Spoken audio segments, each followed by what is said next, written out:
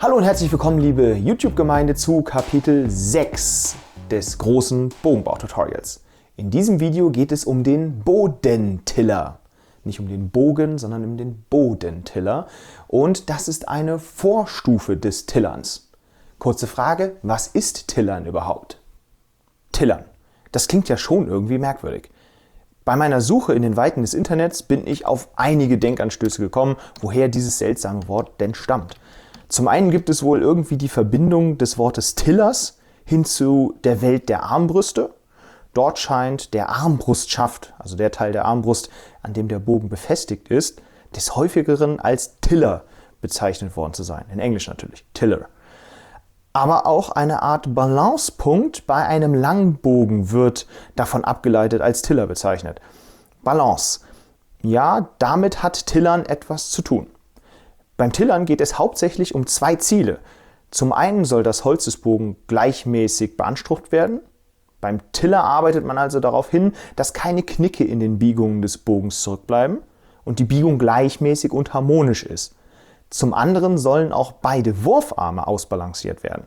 Schlecht wäre es ja zum Beispiel, wenn sich nur einer der beiden biegen würde, da er sehr viel schwächer ist als der andere.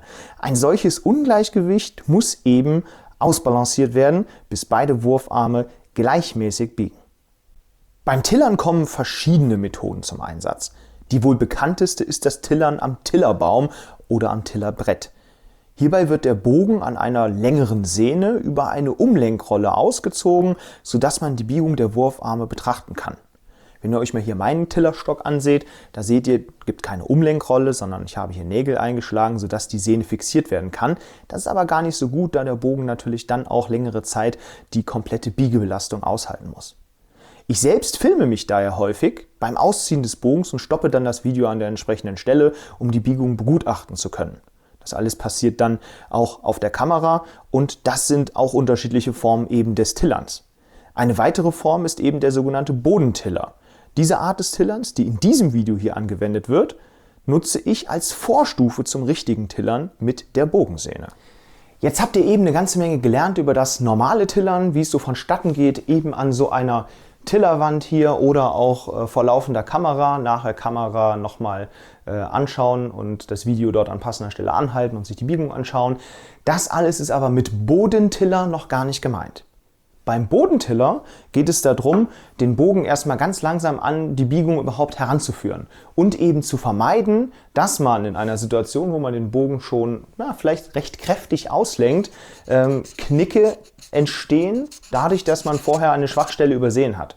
Ja, also es geht darum, einfach den Bogen langsam an die Biegung zu gewöhnen und schon mal vorausschauend den Bogen auf den Boden eben aufzusetzen, ihn zu biegen und dann zu erfahren, okay, habe ich hier an der Stelle eine Schwachstelle, gibt es da einen Knick? Das kann man in dieser Form des Tillers auch schon herausfinden. Und ich rate das jedem, dass man das vorher einmal macht. In welcher Intensität bleibt jedem selber überlassen. Es gibt durchaus auch Bogenbauer, die überhaupt gar nicht an einer Tillerwand tillern, sondern das Ganze über den Bodentiller regeln. Geht auch. Ich persönlich finde es dann doch ganz schön, wenn man das symmetrisch aufgebaut hat. Okay, wie kommen wir jetzt dahin, dass wir diesen Rohling, nenne ich ihn mal noch, in den Bodentiller bekommen?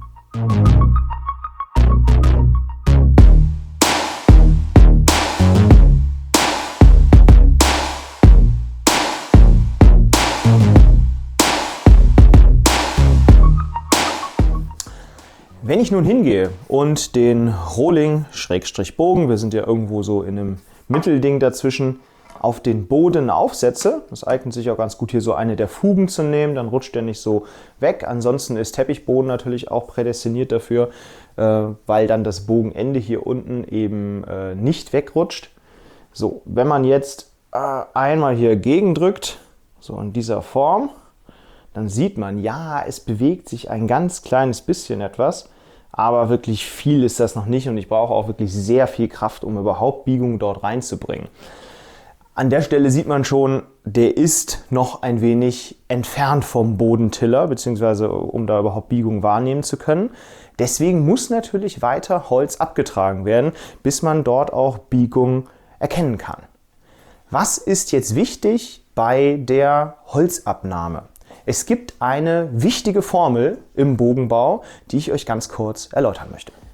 Neben der Formel für die Berechnung der Bogenlänge gibt es auch noch eine Formel, welche sich auf die Zuggewichtsreduzierung bezieht. Sie lautet: Wird ein Wurfarm in der Breite um die Hälfte reduziert, so reduziert sich auch das Zuggewicht um die Hälfte. Wird ein Wurfarm in der Dicke um die Hälfte reduziert, so reduziert sich das Zuggewicht um das Achtfache. Da der Bogen seine endgültige Breite bereits fast erreicht hat, wird nun hauptsächlich am Bogenbauch weitergearbeitet und hier Holz reduziert.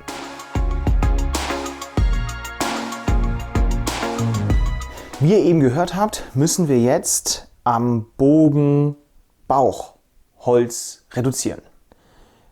Und da dieser Faktor zwischen Holzreduzierung am Bogenbauch und Zuggewichtsverlust eben so viel größer ist als der Faktor von Breitenreduzierung zu Zuggewichtsverlust, müssen wir dabei sehr vorsichtig vorgehen.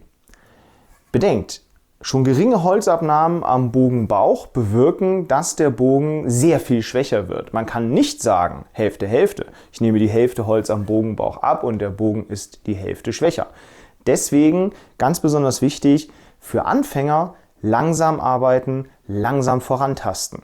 Für erfahrene Bogenbauer, die schon einschätzen können, wie viel Holz da jetzt noch weg muss, damit da an der Stelle eine ordentliche Biegung zustande kommt, ist das was anderes. Aber ich rate euch, das ist nämlich auch ein Anfängerfehler, der mir relativ häufig unter die Augen gekommen ist, zu schnell gearbeitet. Gerade bei der Reduzierung des Holzes am Wurfarmbauch, also der Seite, die später beim Schießen euch zugewandt ist, besonders vorsichtig sein, langsam und kleinschrittig arbeiten, auch wenn es vielleicht an der einen oder anderen Stelle droht, langweilig zu werden.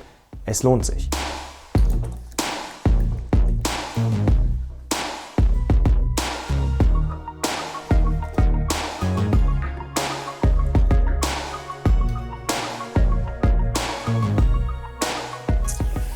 Hier kommt er wieder, der berühmte Griff an den Wurfarm. Erstmal checken, ob da so alles nach meinen Wünschen ist. Ich stelle zum Beispiel fest, ja, der wird nach hinten raus ein wenig dicker. Gewollt ist ja eigentlich, dass der Bogen bis jetzt komplett die gleiche Dicke in den Wurfarmen hat. Das werde ich jetzt als erstes Mal vom Gefühl her wieder angleichen. Da habe ich das letzte Mal vielleicht ein wenig unsauber gearbeitet. Gerade hier an der Stelle merke ich doch noch, dass da ein bisschen mehr Holz ist, als dort sein sollte. Später aber dann soll der Bogen nach hinten heraus immer dünner werden. Nicht nur in der Breite, sondern auch in der Dicke. Deswegen sind die Bereiche der Fade-Outs ständig der Gefahr ausgesetzt, dass ihr dort zu viel Holz wegnehmt. An der Stelle der Fade-Outs, wenn einmal zu viel Holz weggenommen wurde, kann man nur noch nacharbeiten, indem man auf dem gesamten Rest dieses Wurfarms auch weiter Holz abträgt, was den Bogen dann unter Umständen schwächer machen kann, als ihr ihn eigentlich geplant hattet.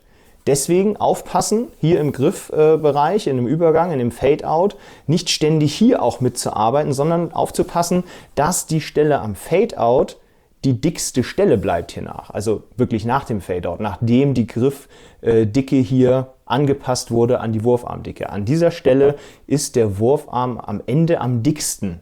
Und das soll auch so sein. Er soll hier nicht dünner sein als hier. Und das muss man tatsächlich auch schon, wenn man jetzt beim Bodentiller ist, beachten, dass dort eben keine Schwachstelle entsteht.